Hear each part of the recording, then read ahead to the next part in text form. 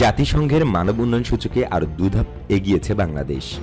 189টি দেশের মধ্যে বাংলাদেশের অবস্থান এখন 133তম। আগের বছর অবস্থান ছিল 135তম।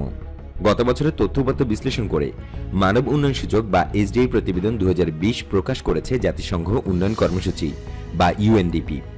অপরদিকে বিশ্বের তৃতীয় বৃহৎ আপেল আমদানিকারক বাংলাদেশ। এ বিষয়ে প্রতিবেদন প্রকাশ করেছে যুক্তরাষ্ট্রের কৃষি বিভাগ।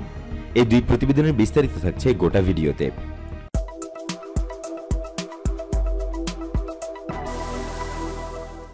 প্রতি বছর বিভিন্ন দেশের স্বাস্থ্য, শিক্ষা, আয় ও সম্পদের উৎস, বৈষম্য, লিঙ্গ সমতা, দারিদ্র্য, কর্মসংস্থান, নিরাপত্তা, বাণিজ্য ও আর্থিক প্রবাহ, যোগাযোগ, পরিবেশের ভারসাম্য ও জনমতির তথ্য বিশ্লেষণ করে মানব উন্নয়ন সূচক তৈরি করে ইউএনডিপি।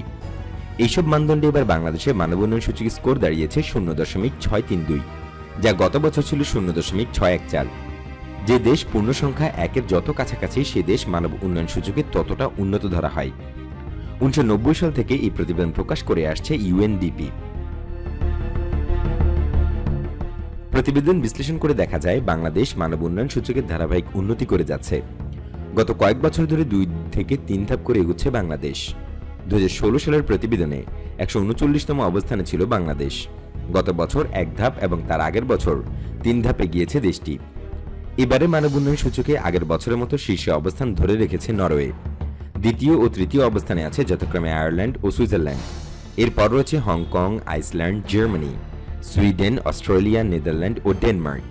আর সবার পেছনে আছে Guyana, Liberia, Guinea Bissau, Congo ও নাইজার। দক্ষিণ এশিয়ার দেশগুলোর মধ্যে বাংলাদেশের চেয়ে এগিয়ে আছে ভারত, শ্রীলঙ্কা, মালদ্বীপ ও ভুটান। এবছর শ্রীলঙ্কার 1 ধাপ পিছিয়ে 72তম অবস্থানে রয়েছে। মালদ্বীপ 104তম থেকে 9 ধাপে গিয়ে 95তম অবস্থানে উঠে এসেছে।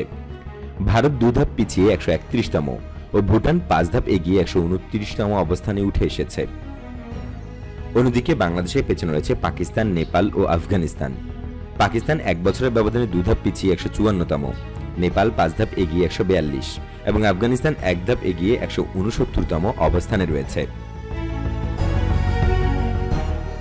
অপরদিকে ক্রমবর্ধমান ক্রয় ক্ষমতা এবং দেশের মানুষের মধ্যে স্বাস্থ্য সচেতনতা বৃদ্ধির কারণে বাংলাদেশ বিশ্বের তৃতীয় বৃহত্তম আপেল আমদানিকারক দেশে পরিণত হয়েছে। চলতি সপ্তাহের শুরুর দিকে প্রকাশিত মার্কিন কৃষি বিভাগ বা ইউএসএআইডি এক প্রতিবেদনে বলা হয়েছে 2019-20 অর্থ বছরে বাংলাদেশ 2,71,000 টন আপেল আমদানি করেছে, যা রাশিয়া ও ইউরোপীয় ইউনিয়নের পর তৃতীয় সর্বোচ্চ। বাংলাদেশের পরে চতুর্থ ও পঞ্চম অবস্থানে আছে মেক্সিকো ও মিশর। প্রতিবেদনে দেখা গেছে এই দুটি দেশের আমদানির হার বিশ্বব্যাপী 59.4 লাখ টন আপেল আমদানির 5%। Bangladesh fresh fruits importers association বা বিএফএফআইএ সাধারণ সম্পাদক সিরাজুল ইসলাম বলেন, ভেজালের ভয়াবহতা হ্রাস পাওয়ায় লোকজন তাজা ফল খেতে আগ্রহী হচ্ছেন।